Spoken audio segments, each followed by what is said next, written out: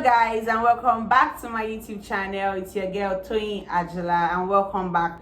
First of all, I just wanted to say thank you guys for all the love on all the videos that I've uploaded on this series, and even the other ones that I uploaded, the Get to Know Me tag and my husband's birthday party too. If you haven't seen those videos, please go check them out immediately, right? But yeah, thank you guys so much for all the love. Thank you for all sharing, commenting, liking, and the views. I really do appreciate it. It is encouraging me to continue on this series. So as you can see from the topic already, today we're going to be talking about the cost. How much do you need? The cost breakdown of what you need from start to finish for your UK study. If this is the first time you're seeing my face, please do well to subscribe, like, and share this video.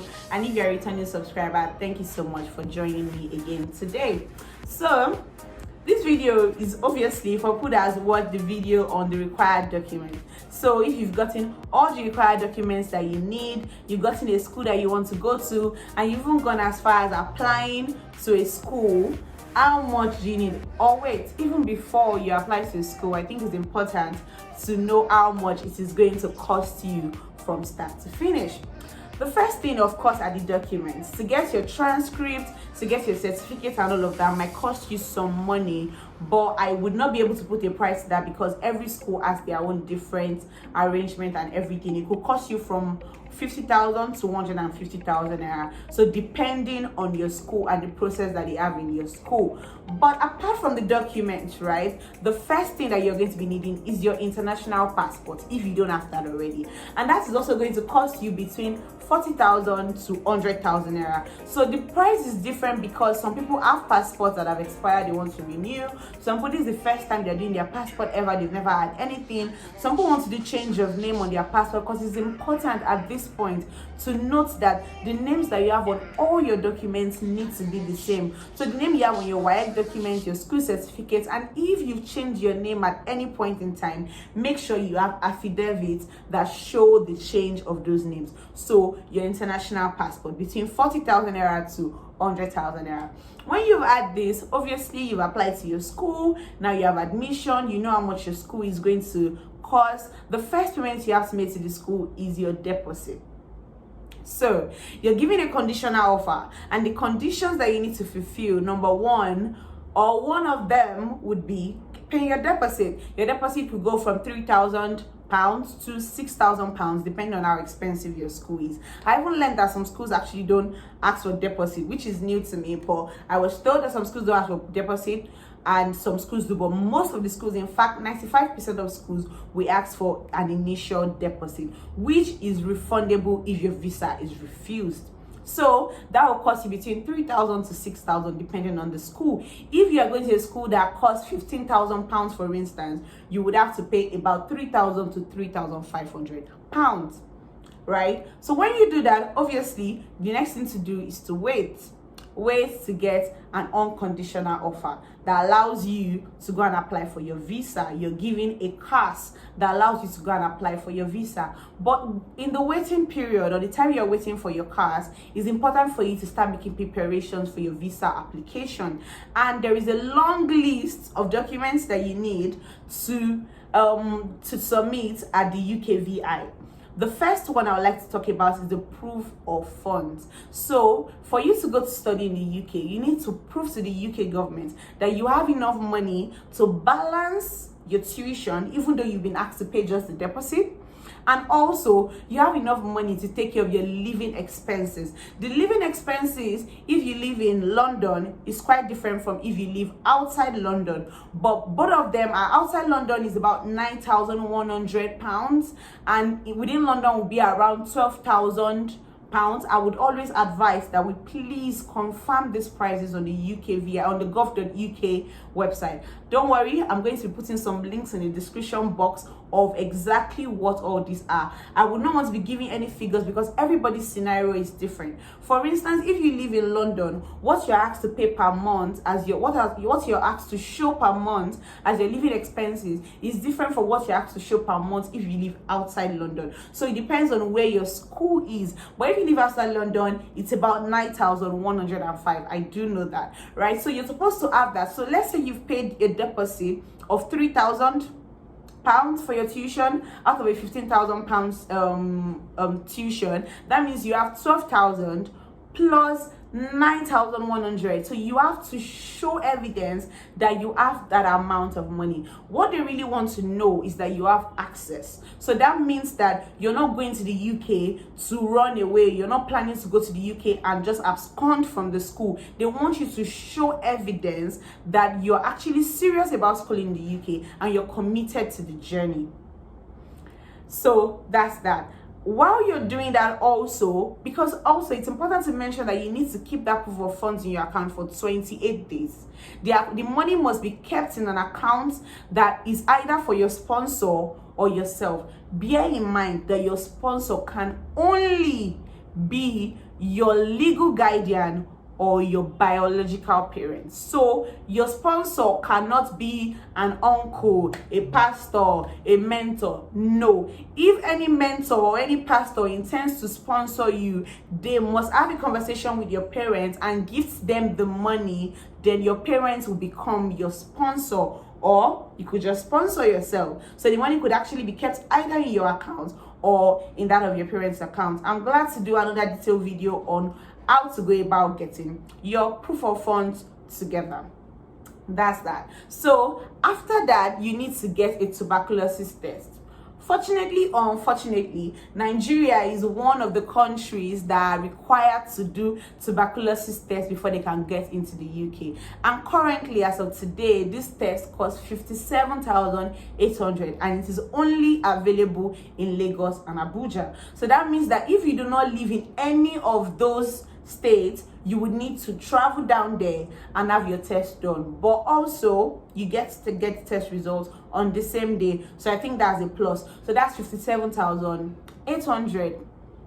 These documents, remember, are documents that you're going to need to apply for your visa. But in applying for your visa, and at the point of applying for your visa, you will need to pay the visa fees. So if you're applying for your visa outside the UK, you will need to pay the fee of £363 as your visa fee, and also you will need to pay an immigration health surcharge. So this is like an insurance. I will call it an health insurance. Obviously, you know that in the UK the healthcare system is free. You don't need to pay for anything. If you're a pregnant woman, you can give birth, you can do everything. You, your child, your child, your husband, everybody gets free health care. So before you leave Nigeria, you'll be expected to pay an health surcharge, which will be calculated on the gov.uk. I will also be attaching a link. You're expected to pay a sum of £470 per year. But if your course, bear in mind that a year is calculated as 12 months. If your course is over 12 months, if it runs into 13 months, you'll be asked to pay 1 year and 6 months. So that would be about £710. But they've made it so easy because on the website there is actually a link where you can go ahead, put in your details, put in your course start date, your course end date, and calculate actually how much your IHS is going to be. So when you make that payment also, you've applied for your visa now, you have your TB test, you have your proof of funds, as well as all the other documents, your original copies of all the documents that we spoke about in the last video. You can go ahead and apply for your visa, and I wish you good luck, right? After you get your visa, or during the time you're waiting for your visa, it's advisable to start planning your flight. Flights varies. It depends. Do you want to go business class or first class or economy tickets? But I would say that the flight fares start from about 350,000. Realistically, 350,000 naira is the starting point for you to get your flight ticket. Also, this is a very important information. If you're planning to go study in the UK, it is not enough to have all these things that I've spoken about if you're not making enough plans for when you arrive in the UK. Students living in Nigeria sometimes get carried away with all the joy and happiness of moving to a new country and living in our beautiful country, that they forget that life starts really quickly as soon as you land at the airport in the UK. So as soon as you land in the airport in the UK, you'll be expected to obviously transport yourself to your school, to your accommodation, right? You must save up money to pay for your accommodation. number one. So I'm going to advise that anybody that is planning to go to the UK to study has at least 2 months rent. So you are advised to have 2 months rent before you decide to leave Nigeria. No matter how much you've found somebody to, only if you have free accommodation, completely free accommodation. As long as you don't have completely free accommodation, you are advised to have at least 2 months rent. So the way it works in the UK is that you pay your rent monthly. You pay an average of £350 to £1,000, depending on the houses that you choose. But I'm going to be working with an average of £500. So if you're paying a £500 rent for the month, you will be asked to pay a deposit. So it is a refundable deposit. So when you're paying for your first month £500, you'll be asked to pay another £500 as your refundable deposit. This deposit will be taken from you if you destroy the property. So do not destroy the property. Leave the property the way you met it. But if you left it the way you met it, it's to be refunded to you. So please have at least 1,500, 1,000 being your rent for 2 months, and 500 being your rent for your deposit before you leave Nigeria. This will help you to stabilize properly. This will help you to settle in properly, because you cannot, and the chances of you getting a job the very day, the very minute, the very week you get to the UK is very slim, because you'll be required to get your national insurance number, your BRP. In fact, you will need an address to get a bank account. You even need an address to get some jobs. So it's important for you to have your rent. Also guys, Upkeep, I cannot talk enough about Upkeep. Rent obviously is part of your Upkeep, but it's important for you to have loose cash. You're going to a different country, you're going to a different continent. In fact, the last thing you want to be is stranded in the cold during the winter. So please have extra money. I would say budget between £500 to £1,000 with you. So that means that what I'm advising you to do is try to travel with at least £3,000 with you. So make sure that you prioritize this. If you have enough cash on you, you'll be able to move around during the period of time you're figuring out places. You may get lost in the mall, you may get lost in the city, you may take the wrong train. You do not want to be in a situation where you don't have any money to move around.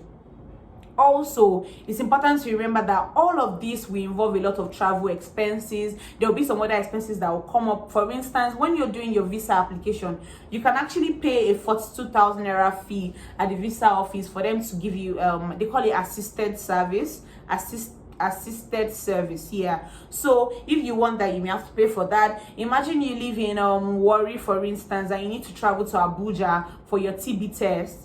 And in fact, even your biometric for your visa is also only available in Lagos and Abuja. So just bear in mind that all of these costs are what you will need from the start to the end. I think I was able to go through everything. If there's anything I'm not able to mention, please put it in the comment section.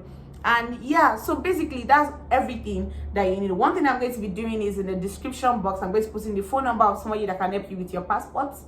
Thank you, in the IKEJA office in Lagos here, and also all the links that you're going to be needing from beginning to the end. If there's any kind of video that you want me to make on this series again, please do well to suggest to me in the comment section. I'm really excited to listen to you guys, and I'm excited to also interact with people. Also, I have some people that have messaged me already on WhatsApp, and I'm really excited for that.